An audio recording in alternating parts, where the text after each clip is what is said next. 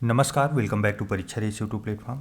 साथियों, हम लोग ध्येय कोचिंग द्वारा जो कराया गया है यूपी पीसीएस का टेस्ट पेपर उसे सॉल्व कर रहे थे। आज जो है पांचवा सेट है और यह जो है पूरी तरह से मेडिवल हिस्ट्री और ancient history plus art and culture पर आधारित है। तो चलिए शुरू करते हैं ज़्यादा समय न गवाते हुए। आज के प्रश्न पहला है, पित्रादुरा शैली के संबंध में निम्नलिखित कथनों में से कौन सा सही है, चुनें।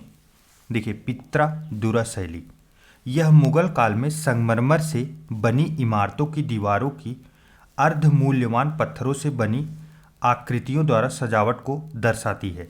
क्या ये कथन सही है? जी हाँ, यह कथन सही है।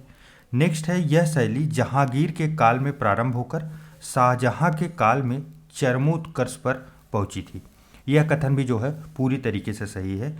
इसकी शुरुआत जो है कब होती है? जहांगीर के शासनकाल में, और शाहजहां के शासनकाल में ये अपने चरम पर पहुंच जाती है। तो सही पूछा जा रहा है हम लोगों से, तो सही कथन होगा ऑप्शन नंबर सी। पहला और दूसरा दोनों सही है। नेक्स्ट है, देखिए कुछ स्थापत्य दिए गए हैं और निर्माणकर्ता मैच कराना है। पहला है बुलंद दरवाज़ा। बुलंद दरवाज़ा का जो है निर्माण कौन किया था? यह अकबर के द्वारा किया गया था। पहला तो दूसरा हो गया, दूसरे से मैच। उसके बाद फिर है मोती मस्जिद आगरा का। इसका निर्माण कौन कराया था? तो यह शाहजहां के द्वारा करवाया गया था। और उसके बाद फिर इत्मादुद्दौला का मकबरा, यह कौन बनवाया था? तो यह नूरजहां के द्वारा बनवाया गया था। और मोती मस्जिद दिल्ली जो है यह औरंगजेब के द्वारा बनवाया गया था। इस प्रकार अगर कूट हम लोग देखेंगे तो 2314 सही जवाब बनेगा ऑप्शन नंबर बी। चलिए नेक्स्ट है, शेर शाह के शासनकाल में रे का संबंध किस एक से था? रे क्या था? शेर शाह के जो शासनकाल था उस समय रे क्या था, यही पूछा जा रहा है। देखिए, शेर शाह जो था ना वो भू राजस्व पर बहुत ध्यान देता था। और यह क्या था? रे जो है भिन्न भिन्न प्रकार की फसलों में राज्य का हिस्सा निर्धारित करने वाली दरों की जो सूची होती थी उसे रे कहा जाता था। तो सही जवाब क्या बनेगा? Option number A. चलिए नेक्स्ट है, दीन पनाह नगर की स्थापना किसके द्वारा की गई थी? तो बताइए किसके द्वारा की गई थी? तो दीन पनाह नगर की स्थापना जो है हुमायूं के द्वारा की गई थी। किसके द्वारा? हुमायूं। नेक्स्ट है, निम्नलिखित में से कौन एक बाबर से संबंधित नहीं है? बाबर के बारे में 4 स्टेटमेंट दिए गए हैं, कौन उसमें से बाबर से संबंधित नहीं है, यही पूछा जा रहा है। शाहरुख नामक चांदी का सिक्का चलाना, क्या ये बाबर ने चलाया था? हाँ, ये सही है। तुर्की भाषा में एक काव्य संग्रह दीवान का संकलन कराना, तो यह भी बाबर ने ही करवाया था। और मच्छीवाड़ का युद्ध लड़ना, तो क्या ये बाबर के शासनकाल में हुआ था? जी नहीं। मच्छीवाड़ का युद्ध, अच्छा बताइए कब हुआ था? तो यह 1555 में हुआ था। 1555। और 1555 में कौन शासक था? तो इस समय देखिए हुमायूं था। और हुमायूं के साथ हुआ था हुमायूं और अफगानों के साथ ये युद्ध हुआ था। और इसमें अगर विजय की बात की जाए तो विजय जो है हुमायूं को प्राप्त हुई थी। तो यह जो है बाबर से संबंधित नहीं है, तो सी होगा हम लोगों का आंसर। और कलंदर की उपाधि धारण करना, यह भी तो बाबर के शासनकाल में ही हुआ था, बाबर से ही संबंधित है। चलिए नेक्स्ट है, कथन और कारण का प्रश्न है। अकबर ने दीन इलाही की स्थापना 1582 ईस्वी में की थी। देखिए, अकबर की दीन इलाही महत्वपूर्ण है, कई बार आ चुका है। तो पहला तो फैक्ट यही याद रखिए कि अकबर के द्वारा क्या चलाया गया था? दीन इलाही क्या था? एक प्रकार का धर्म विशेष था, मतलब धार्मिक संप्रदायों को जोड़ने के लिए कार्य किया जाता था, उसे दीन इलाही कहा जाता था। और यह 1582 में हुआ था। यह भी डेट भी आप लोग याद रखिए क्योंकि ये भी महत्वपूर्ण है। उसके बाद है, इसका उद्देश्य नए धर्म का प्रवर्तन करना था। देखिए, ये कन्फ्यूजन बहुत कई बार बनता है, कई बार आप देखेंगे, ध्यान देंगे तो आपको लगता है ये कारण सही होगा, सही नहीं है, ये गलत है। क्योंकि इसका उद्देश्य नए धर्म का प्रवर्तन करना नहीं था, जो सभी धर्म थे सभी धर्मों में सामंजस्य स्थापित करना था। सभी धर्मों में सामंजस्य, आपको पता होगा अकबर सबसे बढ़िया शासन इसीलिए चलाया था, धार्मिक चीज़ों को बहुत बढ़िया से सामंजस्य किया था। चाहे उस समय हिंदू थे, मुस्लिम धर्म थे, और जो भी छोटे छोटे धर्म, भारत में धर्म तो काफ़ी बड़े बड़े थे सबके अपने अपने, लेकिन भारत में जो जो भी धर्म थे सबको एक बराबर बैलेंस बना के चलता था। तो कारण तो गलत मिल गया। जैसे ही ये गलत मिलता है हम लोगों को पता है, तुरंत आंसर हम लोगों को मिल जाएगा, क्योंकि देखिए आर गलत एक ही जगह मिलेगा, ऑप्शन नंबर सी।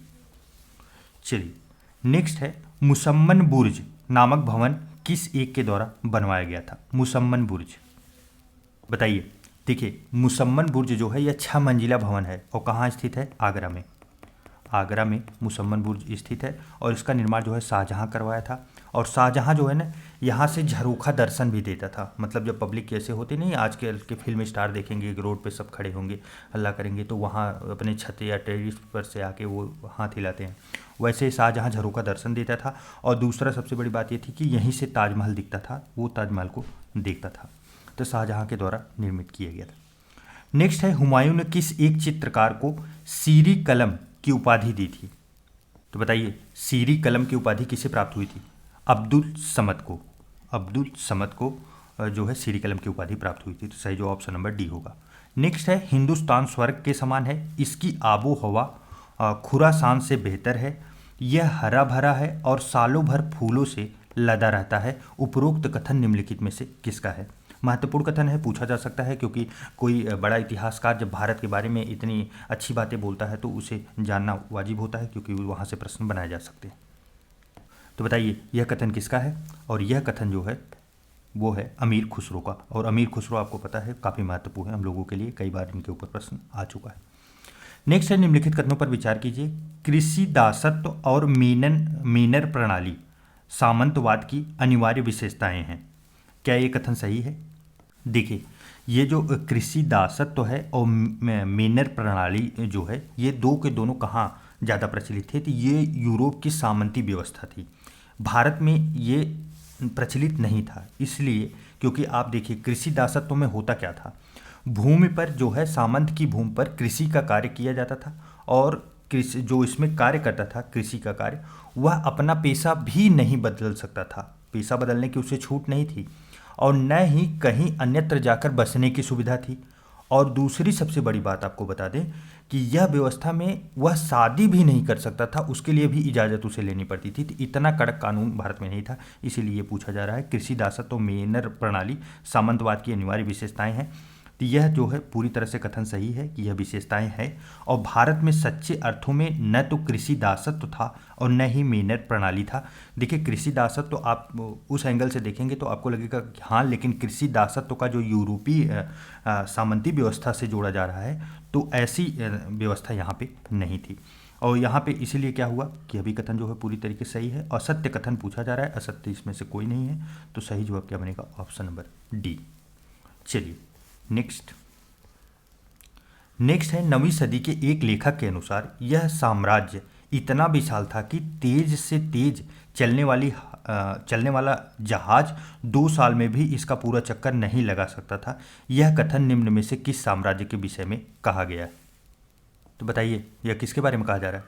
यह जो है शैलेंद्र साम्राज्य के बारे में कहा जा रहा है। किसके बारे में? शैलेंद्र साम्राज्य।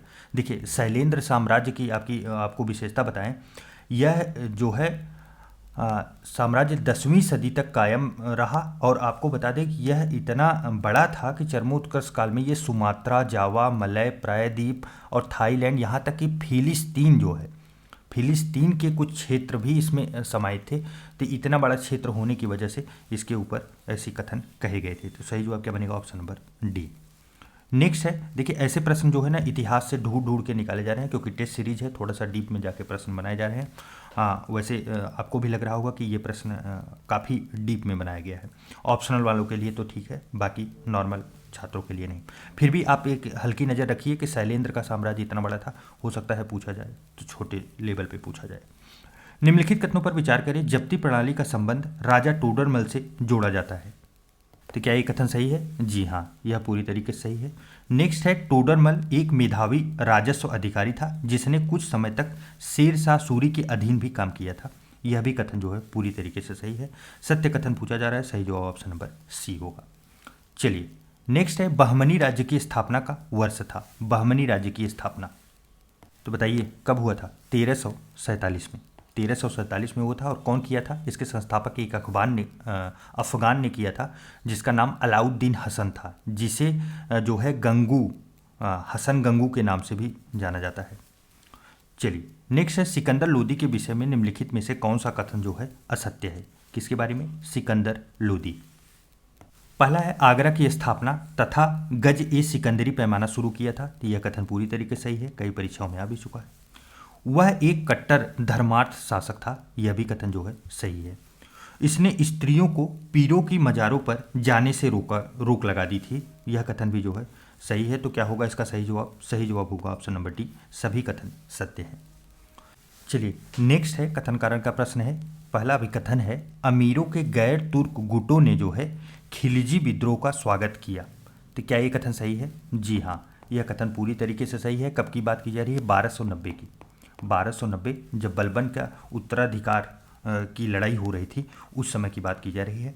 और खिलजियों के उदय के साथ उच्च पदों पर तुर्कों का एकाधिकार हो गया, यह कथन गलत है, क्योंकि खिलजियों के उदय के साथ जो है उच्च पदों पर तुर्कों का एकाधिकार जो है वो समाप्त हो गया था।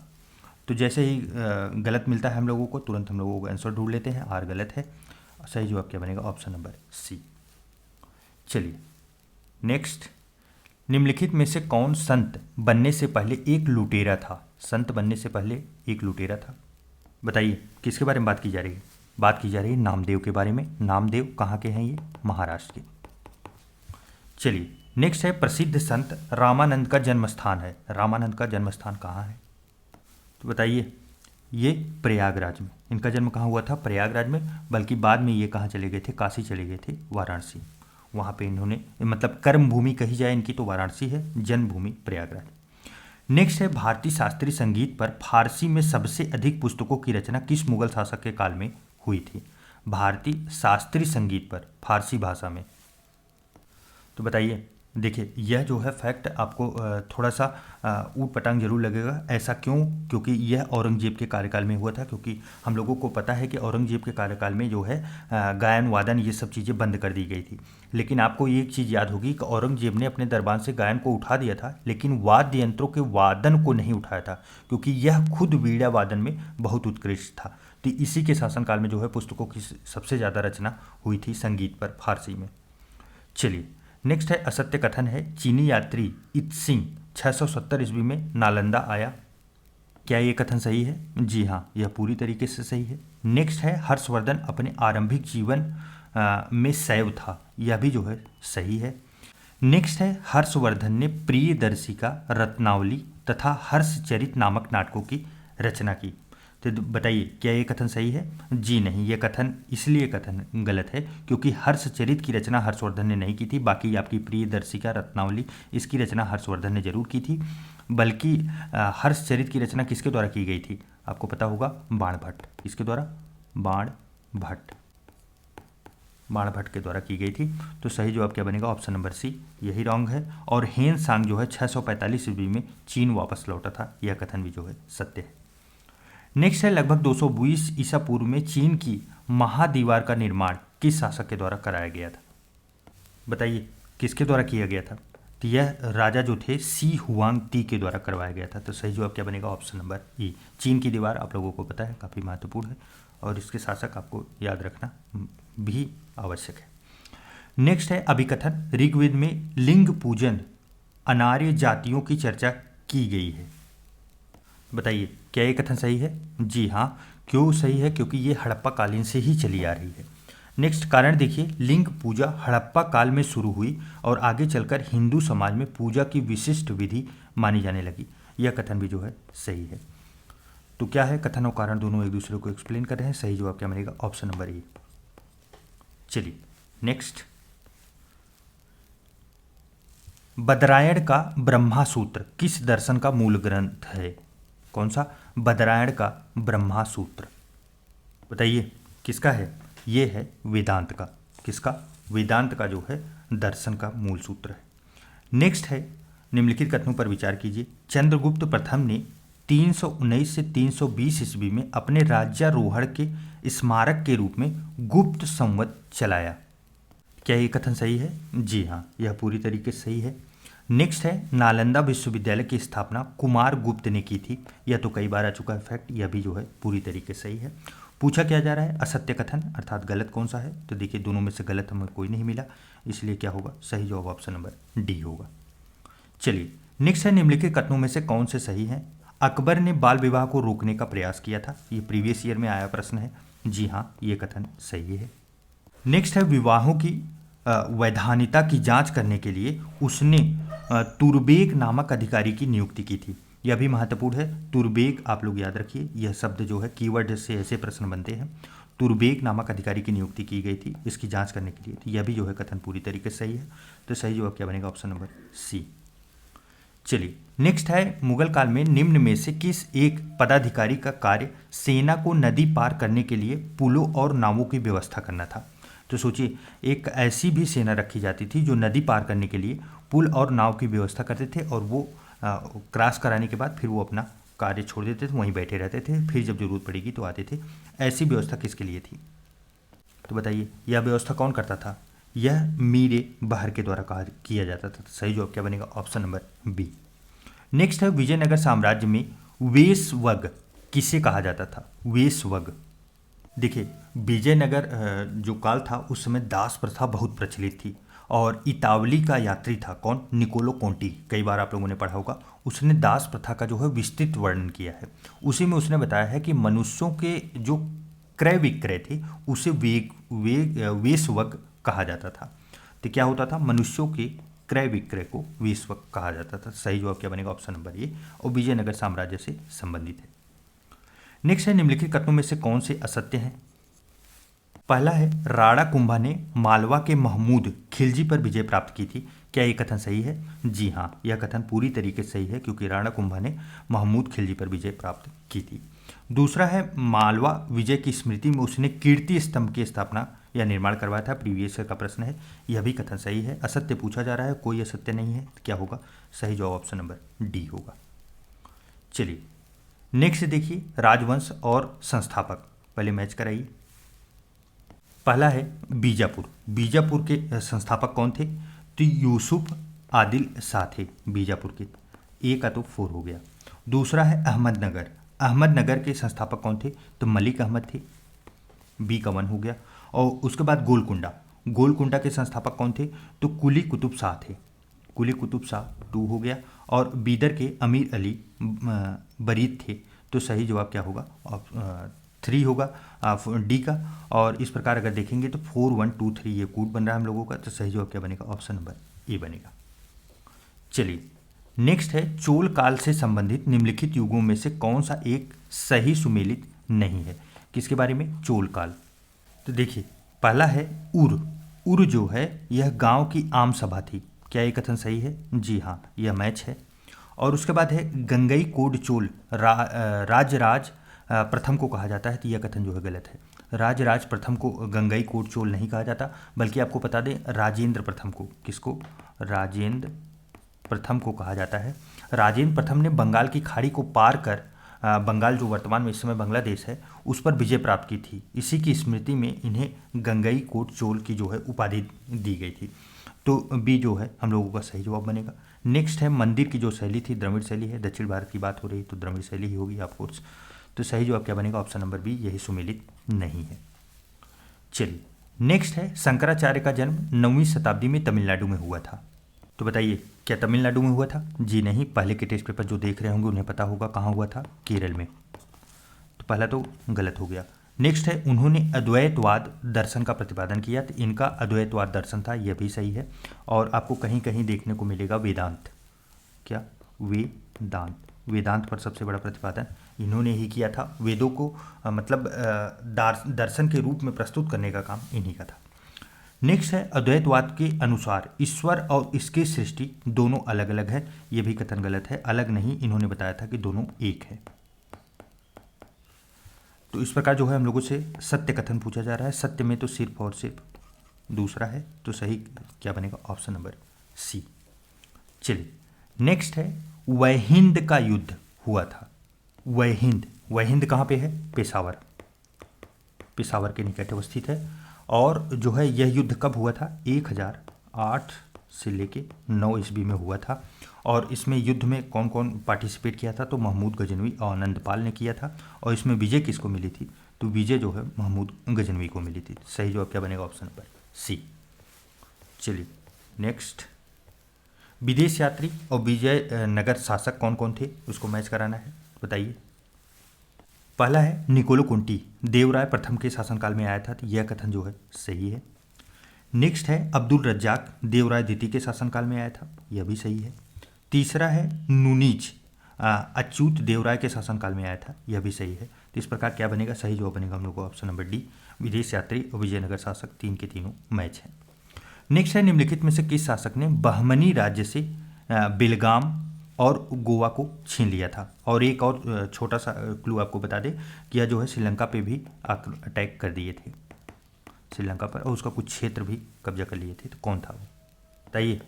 विजयनगर साम्राज्य के थे, विजयनगर के कौन थे, हरिहर द्वितीय। सही जवाब क्या बनेगा, ऑप्शन नंबर सी। चलिए नेक्स्ट है विजयनगर तथा बहमनी साम्राज्य के हितों का टकराव तीन अलग अलग क्षेत्रों में था, निम्नलिखित में से एक क्षेत्र इन तीनों में सम्मिलित नहीं था। देखिए विजयनगर और बहमनी साम्राज्य का जो हितों का टकराव रहता था वह तीन क्षेत्र कौन कौन से थे। तुंगभद्रा दोआब में इन लोगों का टकराव रहता था, कृष्णा गोदावरी डेल्टा में और मराठवाड़ प्रदेश में। इनका जो क्षेत्र नहीं था जहां हितों का टकराव नहीं था वो था गोदावरी महानदी दोआब। तो सही जवाब क्या बनेगा, ऑप्शन नंबर डी। चलिए नेक्स्ट है पुस्तक और लेखक मैच कराना है। ये एंशियन कालीन से लेकर मध्यकालीन तक, और मध्यकालीन क्या आपको बता दें मॉडर्न कालीन तक सभी पुस्तकें महत्वपूर्ण है, क्योंकि आप देखेंगे हर वर्ष में एक या दो प्रश्न जरूर मैच द फॉलोइंग में आते हैं। प्रीवियस ईयर का प्रश्न आप उठा के देख लीजिए यूपीपीसीएस का, उसमें भी दिया गया है। ताजुल मासीर, ताजुल मासीर किसकी पुस्तक है, यह हसन निजामी की पुस्तक है। और किताबुल यमनी, किताबुल यमनी जो है यह उतबी की है। और शाहनामा, कौन सा, शाहनामा जो है यह किसकी है, यह फिरदौसी की। और किताबुल हिंद जो है अलबरूनी की है। तो इस प्रकार अगर देखेंगे तो 2134 सही जवाब बनेगा, ऑप्शन नंबर डी। आप लोग पुस्तकें याद रखिए, प्रीवियस ईयर के जितने आए हैं उन्हें आप रट लेंगे एक बार ना, तो आपको काफ़ी फायदा होगा। ज़्यादा पुस्तकें नई में न याद करके प्रीवियस ईयर बस याद रखिए, उसी प्रीवियस ईयर में ही रखेंगे आप। तो मुझे लगता है एंशिएंट में और मिडुअल में इन्हीं दोनों में मिला के आपको 50-60 पुस्तकें याद करनी होंगी। उसके बाद मॉडर्न की तो अलग है। उसके बाद है नेक्स्ट है कथन कारण का प्रश्न है। तराइन की दूसरी लड़ाई में पृथ्वीराज चौहान को पराजय मिली थी, क्या ये कथन सही है, तो बताइए। जी हाँ, यह कथन जो है पूरी तरीके से सही है। अच्छा ये बताइए तराइन की सेकंड वार जो है कब हुआ था, तो यह 1192 में हुआ था, 1191 में हुआ था, जिसमें पृथ्वीराज विजय प्राप्त करते हैं, जबकि द्वितीय में जो है पृथ्वीराज चौहान हार जाते हैं। इनका जो है विवाद किससे था, मतलब किससे लड़ाई हो रही थी, मोहम्मद गोरी से। आपको पता होगा जल्द में भी मूवी भी आई थी, तो ये प्रश्न बन सकता है। इस लड़ाई में कन्नौज के शासक जयचंद ने पृथ्वीराज का साथ दिया था, अगर साथ दिए होते तो ये हारते नहीं, यही कारण था जो ये हारे थे। तो ये गलत है, साथ नहीं दिए थे। तो जो है एक जैसे ही गलत मिलता है हम लोगों को उत्तर मिल जाता है। सही क्या होगा, सही जो ऑप्शन नंबर सी। चलिए नेक्स्ट शासक और उसका क्षेत्र मैच कराना है। बताइए गढ़वाल, ये है गढ़वाल, यह किस क्षेत्र से संबंधित है, गढ़वाल शासक जो है कन्नौज से, किससे, कन्नौज से। उसके बाद जो है परमार, परमार जो है यह किससे संबंधित है, यह मालवा से। और उसके बाद चौहान, चौहान अजमेर। और सेन जो है बंगाल से। इस प्रकार अगर देखेंगे तो कूट क्या बन रहा है, 3241 सही जवाब ऑप्शन नंबर बी। चलिए नेक्स्ट है निम्नलिखित में से किसी एक लड़ाई द्वारा विजयनगर के महान साम्राज्य का अंत हुआ, तो बताइए कौन सा युद्ध था। यह था बन्नीहट्टी की लड़ाई। कौन सी, बन्नीहट्टी, जिसे तालीकोटा राक्षस तंगड़ी का युद्ध कहा जाता है। यह कब हुआ था, 1565। और इसी से जो है विजयनगर साम्राज्य की जो है अंत हो जाता है। तो सही जवाब क्या बनेगा, ऑप्शन नंबर सी। नेक्स्ट है निम्नलिखित में से कौन सी एक अर्हता विजयनगर साम्राज्य के मंत्रिपरिषद की सदस्यता के लिए अनिवार्य योग्यताओं के विषय में असत्य है, बताइए। देखिए एलिजिबिलिटी पूछी जा रही है। देखिए पहला है व्यक्ति का विद्वान एवं राजनीति में निपुण होना चाहिए, यह तो काफ़ी महत्वपूर्ण था। देखिए विजयनगर साम्राज्य काफ़ी महत्वपूर्ण, आप देखते हैं हमेशा इतिहास में विजयनगर विजयनगर विजयनगर इसीलिए मिलता है क्योंकि इनकी जो कार्यशैली थी वो बहुत उत्कृष्ट थी, इसीलिए ऐसे प्रश्न बनाए भी जाते हैं। दूसरा है इनकी आयु जो है 40 से 60 वर्ष के लिए होना चाहिए। मंत्रिपरिषद का कोई अगर सदस्य बन रहा है तो उसके लिए ये एलिजिबिलिटियाँ थी, तो 40 से 60 वर्ष होनी चाहिए थी। जी नहीं, ये गलत है, 40 से नहीं बल्कि 50 से 60 वर्ष थी। आप ये सोचिए, मतलब पूरी तरह से परिपक्व लोग इन्हें चाहिए थे, युवा नहीं चाहिए थे कि जो मतलब जल्दी फैसले लें या कुछ वो करें। जिनके पास नॉलेज हो या एक्सपीरियंस हो उसे ये वरीयता देते थे। तो ये 40 न होकर 50 से 60 होनी चाहिए। और इनका शारीरिक रूप से स्वस्थ होना यह तो ठीक था, और इनका परिवार से संबंधित होना तथा छल कपट से मुक्त होना। परिवार से संबंधित इसलिए होता है क्योंकि इनके अंदर इथिक्स डेवलप हो, और छल कपट से मुक्त होंगे तो राज्य जो है अच्छे से संभालेंगे। तो सही जवाब इसमें क्या बनेगा? सही जवाब ऑप्शन नंबर बी बनेगा। इनकी आयु जो है 50 से 60 वर्ष के बीच होना चाहिए था। चलिए नेक्स्ट है, निम्नलिखित पर विचार कीजिए। देखिए यहाँ पे कुछ वंश दिए गए हैं, पूछा गया है दिल्ली सल्तनत के उपरोक्त वंशों को सत्ता में बिताए गए वर्षों के आधार पर अवरोही क्रम में सजाना है। तो मतलब कितने वर्षों तक ये वंश शासन किया था, उस हिसाब से अवरोही क्रम लगाना है। काफ़ी महत्वपूर्ण प्रश्न है, बहुत डेवलप प्रश्न है, और मुझे उम्मीद है कि ऐसे प्रश्न अब जल्दी देखने को मिलेंगे। तो आइए सबसे पहले सबके वर्षों को देख लेते हैं। देखिए सबसे पहले तुगलक वंश। तुगलक वंश जो है यह कितना वर्षों तक शासन किया था? तो यह 94 वर्ष तक शासन किया था। उसके बाद ममलूक वंश देखिए, ममलूक वंश जो है यह 84 वर्षों तक। उसके बाद फिर आता है लोदी वंश जो कि 76 वर्षों तक था, 76 वर्ष। और उसके बाद फिर सैयद वंश आता है जो 36 वर्षों तक कार्य किया था, 36। और खिलजी वंश लास्ट में आता है जो लगभग 30 वर्षों तक। इस प्रकार अगर आप कूट मिलाना चाहें तो कूट मिलाएंगे तो आपको जो मिलेगा आंसर वो 3, सबसे पहले तीसरा, फिर 1, फिर 2, फिर 5, 4, इसी प्रकार सही जवाब बनेगा ऑप्शन नंबर सी। आप लोग मैच भी करा लीजिएगा। चलिए नेक्स्ट है, सल्तनत काल में निम्न में से कौन सी एक पद्धति जो है भू राजस्व निर्धारण के रूप में नहीं अपनाई जाती थी? देखिए बटाई और मुक्ताई मापन, यह 3 की 3 पद्धतियाँ अपनाई जाती थी। कानकूत जो है यह अपनाई नहीं जाती थी भू राजस्व निर्धारण के रूप में। तो सही जवाब क्या बनेगा? Option number D. नेक्स्ट है, बलबन के संबंध में निम्नलिखित में से कौन सा एक कथन जो है सही है, यह बताना है हमें। पहला है, उसने दरबार में गैर इस्लामी प्रथाओं का प्रचलन किया था। क्या ये सही है? जी हाँ, सही है। दूसरा है, उसने दरबार में सिजदा एवं पायबोस की प्रथा प्रारंभ की थी। यह भी जो कथन है पूरी तरीके से सही है। और इसने प्रतिवर्ष ईरानी त्यौहार नौरोज मनाने की प्रथा को प्रारंभ किया था। क्या ये कथन सही है? यह भी जो है पूरी तरीके से सही है। तो दिए गए तीनों कथन सही है, तो सही जवाब क्या बनेगा? Option number D. चलिए नेक्स्ट है, कथन कारण का प्रश्न है। अलाउद्दीन खिलजी ने सन जो है 1296 ईस्वी में देवगिरी पर आक्रमण किया। तो बताइए क्या ये कथन सही है? जी हाँ, यह पूरी तरीके से सही है। आपको बता दें मुस्लिम शासक जो थे वो पहली बार जो है दक्षिण भारत पर आक्रमण करने के लिए श्रेय जो है अलाउद्दीन खिलजी को ही जाता है, जो 1296 में देवगिरी पर आक्रमण करता है। और देवगिरी पे उस समय शासक कौन था? तो रामचंद्र देव थे। कौन थे? रामचंद्र देव। इनके ऊपर अटैक किया गया था, और इनका उद्देश्य जो है साम्राज्य विस्तार करना था। तो यह कथन जो है गलत है, क्योंकि साम्राज्य विस्तार के लिए नहीं किए थे, बल्कि क्या था? धन की प्राप्ति। धन बहुत महत्वपूर्ण था, और उस समय जो है सबसे आप समझेंगे देवगिरी जो था ना काफ़ी समृद्ध राज्य था, जिसमें धन की प्राप्ति के लिए जो है अटैक किया गया था। तो आर गलत है। जैसे ही आर गलत हमें मिलता है, हमें तुरंत उत्तर मिल जाता है। क्या होगा? सही जवाब ऑप्शन नंबर सी। नेक्स्ट है, विश्व के सबसे बड़े महाकाव्य महाभारत के किस पर्व में जो है गीता का उल्लेख है? बताइए, ये प्रश्न बन सकता है।